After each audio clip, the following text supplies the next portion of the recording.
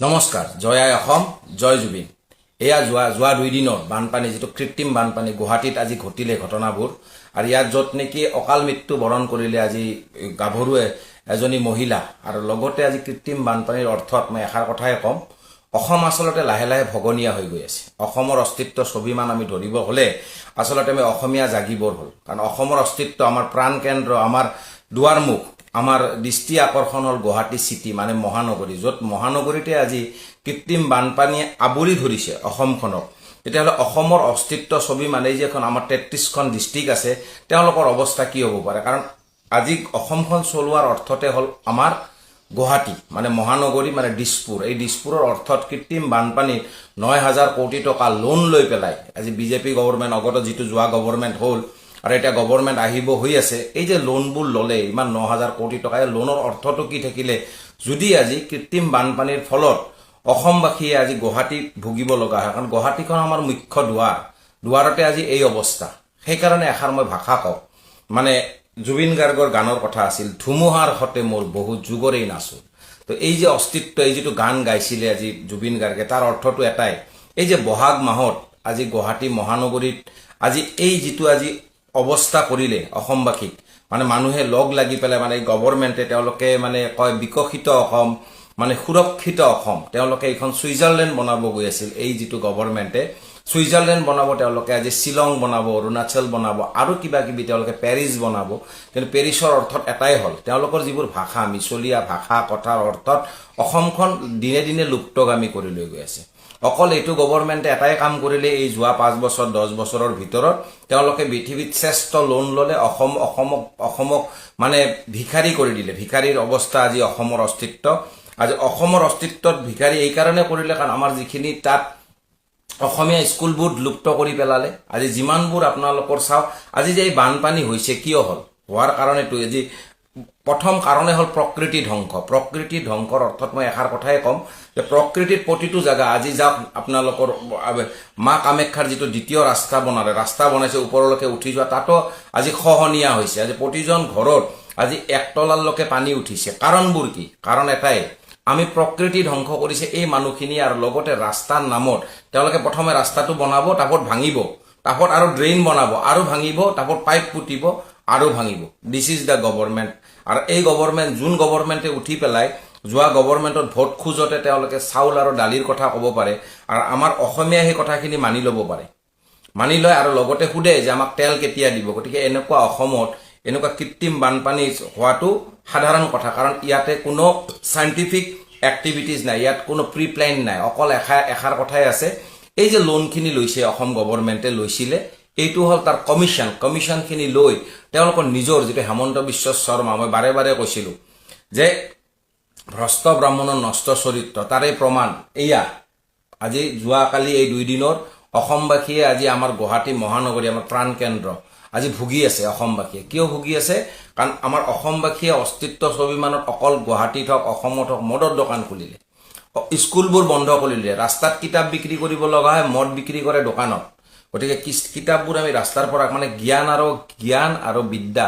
এইবোৰ লাহে লাহে লুপ্তগামী হৈ গৈ আছে আৰু ইয়াতে কমাৰ্চিয়েল এক্টিভিটিজ কৰিছে গভৰ্ণমেণ্ট স্কুল বন্ধ কৰিছে গভৰ্ণমেণ্ট আমাৰ যিকোনো খা সুবিধা বন্ধ হৈ তেওঁলোকে আঁচনিৰ নামত আজি অসমত কৃত্ৰিম বানপানী কৰিলে ইমানবোৰ যে অভাৰব্ৰিজ বনালে ইয়াৰ অৰ্থ কি হল যদি পানীয়ে উঠিব লগা হল ইমানবোৰ যে খহনীয়া কৰিলে ইমানবোৰ আজি আমাৰ ইফালে গলে আহি দুই পিনে বোথ অফ দা সাইড গুৱাহাটীৰ পিনে শিলঙৰ পিনে আপুনি যাওক বা ইপিনে আহক অকল গাছবোৰ কাটিছে গছ-গছনি কাটিছে তেল ডিপু বনাইছে কৰবাত স্কুল বনাইছে হোটেল বনাইছে আপুনি আপাৰ আসামৰ পিনে যাওক গছ-গছনি কাটিছে তেল ডিপু বনাইছে হোটেল বনাইছে আৰু ইয়াতে হস্পিটেল বনাইছে পাহাৰবোৰ কাটি পাহাৰ যেতিয়া খহনীয়া কৰিব তেতিয়া খহনীয়াৰ অৱস্থা এইটোৱে হ'ব চাওক গুৱাহাটীত প্ৰতিটো জায়গাত এই বানপানী হোৱাৰ পিছে খহনীয়া আৰম্ভ হৈছে পানীবোৰটো উঠিছে ঘৰত সেইটো এটা অন্য কথা কিন্তু পানী উঠাৰ উপৰি এই মানুহবোৰ যে ড্ৰেইন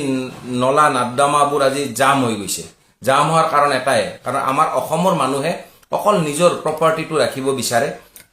তেওঁলোকে 1 ফুট মাটি আধা ফুট মাটিও এৰিব নিবিচাৰে আৰু নিবিচাৰাৰ ফলত আজি এই যে ড্ৰেইনবোৰো বনাব পৰা নাই অকল নিজৰ স্বাৰ্থত মানুহখিনি চলে অসমীয়া মানুহ কাৰণ এই স্বাৰ্থত চলাৰ কথা মই এই কাৰণে কলো কাৰণ দেখক জুবিন গাৰ্গ মৰাৰ আজি প্ৰথমটো বছৰতে আজি আমাৰ বিহু আহিলে আমি এপ্ৰিল মাহৰ এপ্ৰিলৰ অৰ্থ কি মানে সকলো জাতি জনগোষ্ঠীক একগোট কৰি পেলাই আমি অসমখনক চিৰযুগমীয়া কৰা তো অৰ্থটো কি থাকিলে অৰ্থ এটাই থাকিলে সাংস্কৃতিক সন্ধিয়া অকল সাংস্কৃতিক সন্ধিয়াক লৈ মানুহবোৰে ব্যস্ত থাকিলে আৰু কথাখিনি কি প্ৰথম জুবিন গাৰ্গৰ মৃত্যুৰ পিছত আমি প্ৰথমটো আমি ৰৈ ৰৈ বিনালে চিনেমাখন যেতিয়ালৈকে জুবিন গাৰ্গে ন্যায় নাপায় মানে এই যিকেইটা কালপ্ৰিট বধ নহয় বধ নোহোৱালৈকে আমি চিনেমাখন ৰিলিজ কৰিব নালাগিছিলে অসমবাসীয়ে প্ৰথম ভুল আমাৰ অসমবাসীৰ এইখিনি অসমবাসীয়ে বুজিব পৰা দ্বিতীয় ভুল আমাৰ অসমবাসীৰ এই যে এইবাৰ আমি সাংস্কৃতিক সন্ধিয়া পাতিলো আমাৰ অসমবাসীয়ে অসমত বিহুৰ সাংস্কৃতিক সন্ধিয়া ৰীতি নীতিৰ কথা কোৱা নাই আজি গছৰ তলত বিহু পাতক হুঁচৰি দিয়ক ঘৰে ঘৰে হুঁচৰি গাব যাওক বিহু মানে কি নানা জাতি একগোট কৰি পেলাই সকলোকে অসমীয়া জাতিৰ অস্তিত্ব স্বাভিমান ধৰিব লাগিব মানে জাতিৰ অৰ্থত আমি মাত দিব লাগিব কিন্তু আমি সেই পথাৰৰ পৰা বাহ্যিকতালৈ আহি গলো মানে আমি পথাৰত গৈ পেলাই ষ্টেজত আহিলো ষ্টেজত আমি আহি এটাৰ অসমীয়া কম্পিটিশ্যন কৰিব দিলো অসমীয়াৰ মাজত ষ্টেজত কোনে বিহু ভাল নাচে বেয়া নাচে কিন্তু এষাৰ কথা অসমবাসী জানিব লাগিছিল বিহু কোনো কম্পিটিশ্যনছ নহয় আৰু সেই যে আমি কম্পিটিশ্যনছখিনি কৰিলো কম্পিটিশ্যনৰ ফলতে আমি লাহে লাহে অসমখন ভগনীয়া কৰি আহিছো আৰু ইয়াৰ অৰ্থতে আজি চাওক অসমবাসীত আজি মানুহে হিন্দু মুছলিম বেংগলী এইবোৰ ভাষাক লৈ ব্যস্ত হৈ থাকিলে ইলেকশ্যনৰ পিছত আজি মৰ্মিতা মিত্ৰৰ কথা কৈ আছিলে গান গোৱাৰ ক্ষেত্ৰত মৰ্মিতা মিত্ৰই গান গালে মই মানি ললো কিন্তু মৰ্মিতা মিত্ৰৰ গানত মই যদি ইণ্ডিভিজুৱেলি সোধে মই তাতে কোনো ষ্টেণ্ডাৰ্ড নাপাওঁ কিন্তু অসমবাসীয়ে সেই ষ্টেণ্ডাৰ্ডটো ক'ৰ পৰা বিচাৰি পালে তেওঁৰ নিচিনা ছোৱালী এজনে 30খনৰ ওপৰত ফাংচন কেনেকে পালে তাৰ পিছতে আৰু সঞ্জীৱ নাৰীনে কেনে আৰু ৰিটেক মাৰিলে তেওঁ লগে লগে আজি মৰ্মিতা মিত্ৰৰ ক্ষেত্ৰত যি মানুহে চুপ হৈ আছিল যি মানুহৰ এলিগেন্স আছিলে জুবিন গাৰ্গৰ ক্ষেত্ৰত মৃত্যুত তেওঁ জড়িত থকা বুলি তেওঁৰ গাত দোষ দিয়া হৈছিলে সেই মানুহজন আৰু ৰিটেক কৰিলে আৰু আহিলে সেই মানুহজন ঘূৰি আহিলে তাৰমানে ভাবক যে এই মৰ্মিতা মিত্ৰৰ নামত গানৰ নামত আজি তেওঁ গানবোৰ আজি বিকৃত ৰূপত গোৱাৰ ৰূপত আজি কি অৱস্থা হ'ল আজি তেওঁলোকে লাহে লাহে ইয়াত যোগ আহি গ'ল সঞ্জীৱ নাৰীৰ লাহে লাহে ইলেকশ্যন যোৱাৰ পিছত ইলেকশ্যন শেষ হোৱাৰ পিছে কি আহিল এতিয়া বেল খুজিলে সিদ্ধাৰ্থে এতিয়া বেল খুজিছে আপোনাৰ কিবাহে কি কয় এই শ্যামকানু মহন্ত তাৰ মানে কি মই জিকাৰ কথা কৈছিলো মই আগতে কৈছিলো এইবোৰ কথা যে ইলেকশ্যন যোৱাৰ আঘাৰ সময়লৈকে ইলেকশ্যন শেষ হোৱাৰ পিছত আজি তেওঁলোকে বেল খুজিব তেওঁলোকে ন্যায় ল'ব আৰু তেওঁলোকে বেল লৈ পেলাই জেলৰ পৰা ওলাই আহিব আৰু এইখিনি কথা হৈ আছে কাৰণ গভৰ্ণমেণ্ট তেওঁলোকে ভাবিছে যে বিজেপি গভৰ্ণমেণ্ট আহিব তাৰপৰা আমাক কোনো একো কৰিব নোৱাৰে তো ইয়াৰ অৰ্থটো এটাই যে আচলতে অসমবাসীয়ে বুজি পাব লাগে যে আমি নিজৰ একতাটো এৰিছো মানে আমি কেঁকুৰা জাত মানে নিজৰ মাতৃৰ বুকু খাই নিজৰ অস্তিত্ব স্বাভিমান নষ্ট কৰি মাকৰ মৃত্যুবৰণ কৰাই জন্ম লোৱা এটা জাতি তাৰেই প্ৰমাণ এই আজি যোৱাকালিৰ বানপানী ইমান দিনৰ যদি বিকশিত অসম আজি ছুইজাৰলেণ্ড বনাব লাগে গুপ্তাজীয়ে বনাব খুজিছিলে ছুইজাৰলেণ্ড বা অসম মানে গুৱাহাটী চিটিখন ইয়াৰ অৰ্থত এইটোৱেই নেকি এইখিনিকে ছুইজাৰলেণ্ড বুলি কয় নেকি তো আমাৰ অসমবাসীয়ে আচলতে নিজকে জগাব লাগে গৰু আৰু গাহৰিৰ মাজত কাজিয়া কৰি পেলাই হিন্দুত্বৰ মাজত কাজিয়া কৰি পেলাই অৰ্থ নোহোৱা কথা কৈ পেলাই ভণ্ড চৰিত্ৰত দাঙি পেলাই অকল সুৰক্ষিত হিন্দু মানে হিন্দু খাত্ৰে মেহে বুলি কৈ লাভ নাই কাৰণ মই এষাৰ কথা কওঁ মই গৌৰৱিত অসমীয়া সনাতনী ভাৰতীয় হিন্দু কাৰণ মই মাছ মাংস ভক্ষণ নকৰো মদ ভক্ষণ নকৰো ত্ৰিদীপ কলিতাই মই কোনো সাদা চিগাৰেট মদ নাখাওঁ আৰু মই কোনো দলৰ হিন্দু নহয় মই ভাৰতীয় হিন্দু সেইকাৰণে মই সুৰক্ষিত আৰু মই সুৰক্ষিত থাকিম ভাৰত মাতা জয় অসম এইখিনি কথা আমি ক'ব পাৰো কিন্তু বিক্ৰী কৰাৰ মাজত নহয় আমি অসমখন বিক্ৰী কৰি পেলাই বিকৃত ৰূপ এটা লৈ পেলাই দিনটো জয় শ্ৰীৰাম কৈ ৰাতি মদে মাংসই খাই পেলাই অসমৰ ভাৰতবৰ্ষক বা অসমক ধৰ্মৰ নামত বিক্ৰী কৰিব যোৱা নাই আৰু সেইকাৰণে ভাৱনা শৰ্মাৰ কোনো ধৰণৰ অপহৰণ হোৱা নাছিলে ভাৱনা শৰ্মা উইলিংলি এটা বিশেষ ব্যক্তিগত কাৰণত কোনো পৰিকল্পনা নোহোৱাকৈ মানসিকভাৱে খুব হতাশ হৈ তাই নিজৰ ইচ্ছাত তাই ঘৰৰ পৰা ওলাই আহিছিলে আৰু ডিউৰিং ইনভেষ্টিগেশ্যন আমি এভিডেন্স আমি পাইছোঁ যে টাইমলাইনটো এনেকুৱা তাই ৰাতিপুৱা ঘৰৰ পৰা ঠিক 10:30 বজাত এখন ৰেপিড' লৈ আহি তাই AEC পইণ্টত নামে নিজেই তাই AEC পইণ্টত বাইকৰ পৰা নামি তাই বাইকক পইচা দিয়ে তাৰপৰা তাই খোজকাঢ়ি খুব বেগাই গৈ জালুকবাৰী ATMত সোমাই এভিডেন্স মৰ্মে তাই ATMৰ পৰা 7,000 rupees উইথড্ৰ কৰি তাই আমাৰ ASTCৰ বাছ এখন লৈ ডাইৰেক্ট জালুকবাৰীৰ পৰা পল্টন বজাৰলৈ ৰাওনা হয় আৰু পল্টন বজাৰ তাই নামি তাৰ পৰা শ্বিলং বাউণ্ড এখন কেব লৈ তাই ডাইৰেক্ট শ্বিলঙলৈ যায় অকলে গৈছিলে ভাৱনা শৰ্মা হয় খুব বিশেষ এটা তাই পাৰ্চনেল ৰিজনত গৈছিলে তাৰ ওপৰত আমাৰ ইনডেপ্থ ইনভেষ্টিগেশ্যন চলি আছে ডিউৰিং ইনভেষ্টিগেশ্যন আমি আপোনালোকক জনাম শ্বিলঙৰ পৰা তাই recover হৈছে। তাই নিশা শ্বিলঙত অকলে নিজে গৈ এখন এটা জেগাত হোটেল এখন বুক কৰি তাই অকলে আছিলে তাৰ আমি এভিডেঞ্চ পাইছোঁ অকলেই তাই আছিলে আৰু তাৰপৰা আমি তাইক উদ্ধাৰ কৰি লৈ আনিছোঁ পল্টন বজাৰৰ পৰা শ্বিলঙলৈ তাই এখন কেব ভাড়া কৰি গৈছিলে তাৰ এভিডেঞ্চ আমাৰ লগত আছিলে তাই সেইটো অকলে গৈছিলে তাৰো এভিডেঞ্চ আমাৰ লগত আছে শ্বিলঙত তাই এখন হোটেলত আছিলে তাই দুটা কেব কেঞ্চেল কৰিছিলে সেইটো একদম সঁচা কথা তাই সেই দুখন কেবত যোৱাই নাই তাই ঘৰৰ পৰা ৰেপিডো বুক কৰিছিলে কাকো নোকোৱাকৈ প্ৰথমে তাই কোনো পৰিকল্পনা নাছিলে কিন্তু তাই মানসিকভাৱে খুব হতাশ তাই কিছুমান কথা আমাক কৈছে সেইবোৰ আমি ডিউৰিং ইনভেষ্টিগেশ্যন ইনডেপ্থ ইনভেষ্টিগেশ্যন কৰিছোঁ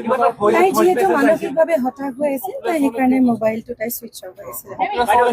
প্লেচলৈ তাই যোৱা নাই আচলতে তাই মোবাইলৰ লোকেশ্যন বাছত যেতিয়া মুভমেণ্ট হৈ থাকে তেনেকৈ CDRত লোকেশ্যন দেখুৱাই তো সেইটোৱে নাই নাই নাই এতিয়ালৈকে মানে ইনভেষ্টিগেশ্যনৰ তৃতীয় পক্ষৰ হাত মানে ইনভেষ্টিগেশ্যনটো আমি অসম পুলিচ আৰু আমি STFৰ ফালৰ পৰা চলাই আছোঁ সেইটো এটা তাইৰ পাৰ্চনেল ৰিজন আমি অলপ তাই আমাক কৈছে যদিও ইনডেপ্থ ইনভেষ্টিগেশ্যন হ'লে মই আপোনালোকক জনাম হয় হয় তাই অলপ সৰু ছোৱালী 25 years গ'ল তাই সেইটোৱে হতাশ কি হৈছিল সেইটোৱে আমি ইনভেষ্টিগেশ্যন কৰি তাই কৈছে আমাক তাই ষ্টেটমেণ্টত কৈছে যিহেতু আমি এইটো ইনভেষ্টিগেশ্যন কৰি আমি আপোনালোকক জনাম দেখা যাওক আমি এতিয়া ইনভেষ্টিগেশ্যন চলাম তাইক লৈ আনিছোহে ইনভেষ্টিগেশ্যন আমাৰ চলি আছে নহয় নহয় একো কেব ড্ৰাইভাৰ বদনাম নাই তেনেকুৱা নাই উবেৰত কোনো ধৰণৰ আমি ইয়াতে বদনাম দিব নিবিচাৰোঁ না উবেৰ না ৰেপিডো অল ছেফ তাই বাছত ছেফলি গৈছে তাই উবেৰ লোৱাই নাছিলে তাই ৰেপিডোত গৈছিলে আৰু শ্বি ৱাজ ছেফ নাই সেইটো বিশেষ কথা আমি পিছত জনাম আপোনালোকক সেইটো কিন্তু উবেৰ লোৱা নাছিলে তাই মই টাইম লাইনটো আপোনালোকক বুজাই দিছোঁ তাই 10:30 ঘৰৰ পৰা ওলাই এখন ৰেপিডো লৈ আহি তাই AC পইণ্টত নামে AC পইণ্টত নামি আমাৰ এভিডেঞ্চ আছে ইনভেষ্টিগেশ্যনত আমি পাইছোঁ AC পইণ্টত নামি তাই ডাইৰেক্ট ATMলৈ যায় ATMৰ পৰা তাই পইচা ওলাই 7,000 পইচা ওলাই তাই জালুকবাৰী পইণ্টৰ পৰাই ASTCৰ আমাৰ ৰেজিষ্ট্ৰেশ্যন আছে বাছ নাম্বাৰত আছে ASTCৰ বাছ লৈ তাই ডাইৰেক্ট পল্টন বজাৰ যায় আৰু পল্টন বজাৰত তাই নামি শ্বিলং বাউণ্ড কেব লয় তাৰো আমি ডিটেইলছ পাই গৈছোঁ আমি এতিয়া শ্বিলঙৰ পৰা আহি আছোঁ কেবত গৈ তাই পুলিচ পইণ্টত নামে শ্বিলঙৰ নামি তাই এখন হোটেল লয় খুব হতাশ হয় নাই তাই সেইটো একচুৱেলি তাই একো পৰিকল্পনা নোহোৱাকৈ খুব হতাশ হৈ গৈছিলতো সেইটো আমি এতিয়া ইনভেষ্টিগেশ্যনত পাম ছোৱালী মানুহ তাই বহুত কথা এতিয়া আমাক খুলি হয়তো কোৱা নাই আৰু ক'ব তাই ডিউৰিং ইনভেষ্টিগেশ্যন গম পাম আপোনালোকক জনাম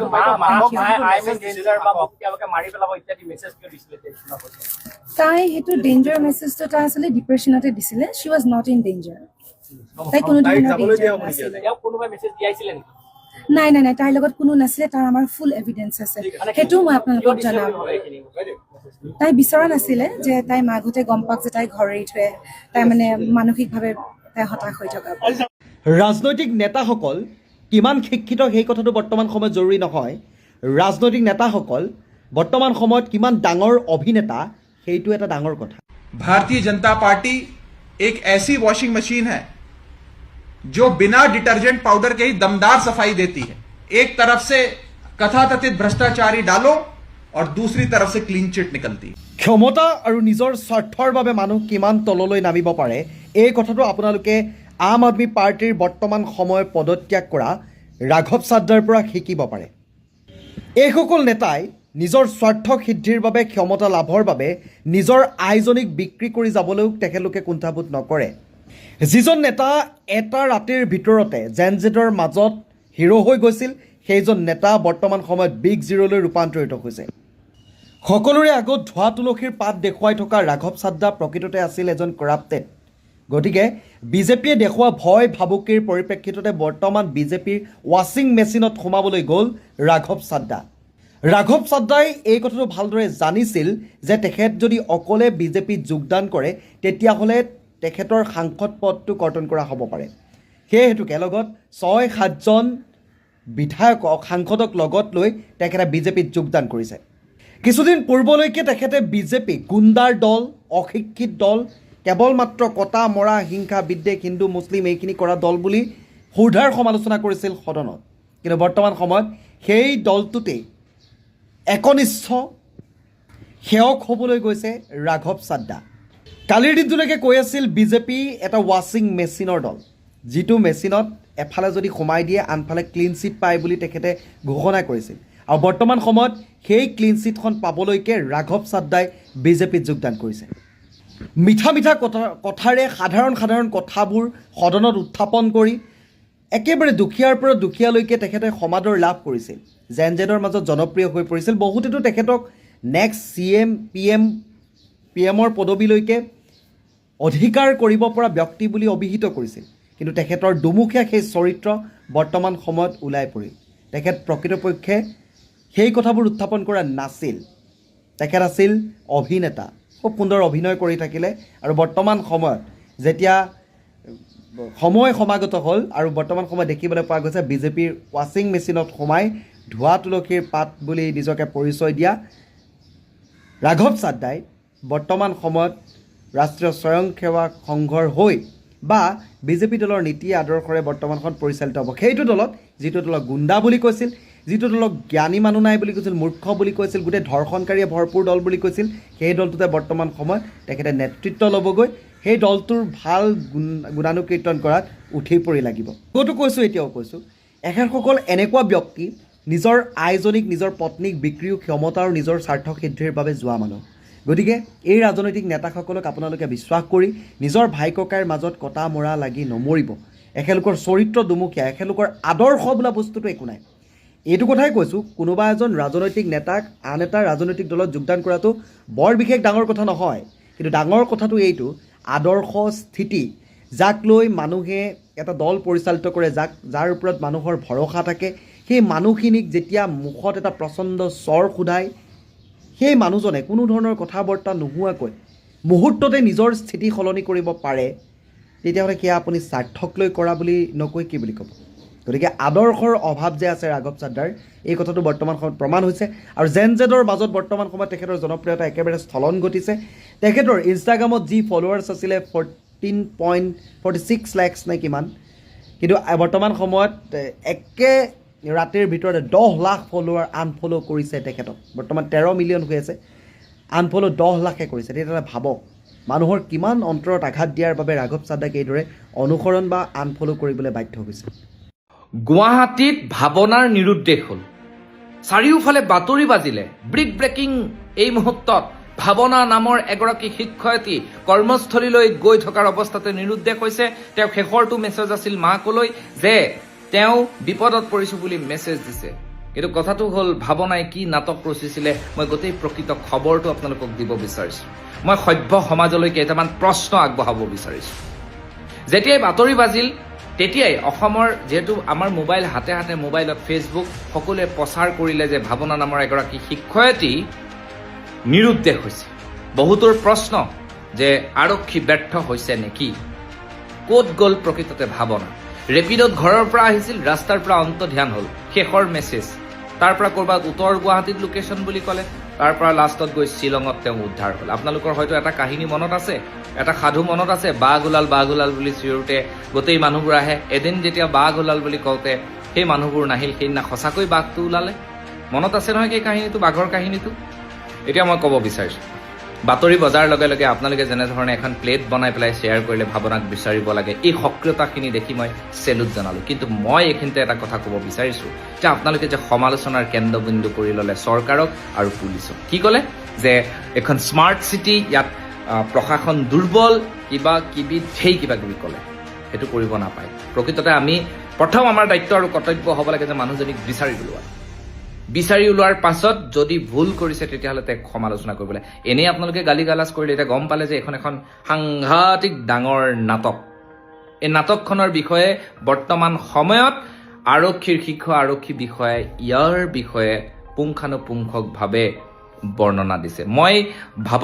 ভাৱনাৰ লগত কি মেণ্টেল চিটুৱেশ্যনত আছে, তেওঁ কি কাৰণে তেনেকুৱা হ'ল, তেওঁক মই সমালোচনা কৰিব নাযাওঁ। কিন্তু কথাটো হ'ল যে আমাৰ মানুহখিনিয়ে ঘপককৈ যে কিবা এটা কৰি দিয়ে, ঘপককৈ যে সমালোচনাৰ কেন্দ্ৰবিন্দু কৰি দিয়ে, এইটো কথা ঠিক যে আপোনালোক যে ইমান সক্ৰিয় যে মানুহগৰাকীক বিচাৰি ওলাব লাগে, সেইটো খুব ধুনীয়া কথা, ভাল কথা। কিন্তু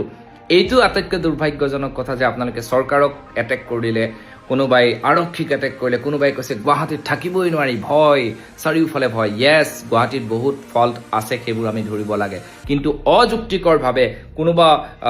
মানুহক বদনাম কৰাটো মই ভাবোঁ কোনো কাৰণতেই সভ্য সমাজৰ কাম হ'ব নোৱাৰে। এতিয়া মোৰ কথাটো হ'ল যে ভাৱনাৰ বিষয়টো লৈ অসমৰ শীৰ্ষ আৰক্ষীয়ে কি কৈছিলে এবাৰ মই আপোনালোকক শুনাই দিব বিচাৰিছোঁ। আমাৰ কোনো ধৰণৰ অপহৰণ হোৱা নাছিলে। ভাৱনা শৰ্মা উইলিংলি এটা বিশেষ ব্যক্তিগত কাৰণত কোনো পৰিকল্পনা নোহোৱাকৈ মানসিকভাৱে খুব হতাশ হৈ তাই নিজৰ ইচ্ছাত তাই ঘৰৰ পৰা ওলাই আহিছিলে। আৰু ডিউৰিং ইনভেষ্টিগেশ্যন আমি এভিডেঞ্চ আমি পাইছোঁ যে টাইম লাইনটো এনেকুৱা, তাই ৰাতিপুৱা ঘৰৰ পৰা ঠিক 10:30 বজাত এখন ৰেপিডলৈ আহি তাই AC পইণ্টত নামে। নিজেই তাই AC পইণ্টত বাইকৰ পৰা নামি তাই বাইকক পইচা দিয়ে। তাৰপৰা তাই খোজকাঢ়ি খুব বেগাই গৈ জালুকবাৰী ATMত সোমাই এভিডেঞ্চ মৰ্মে তাই ATMৰ পৰা 7,000 rupees উইথড্ৰ কৰে।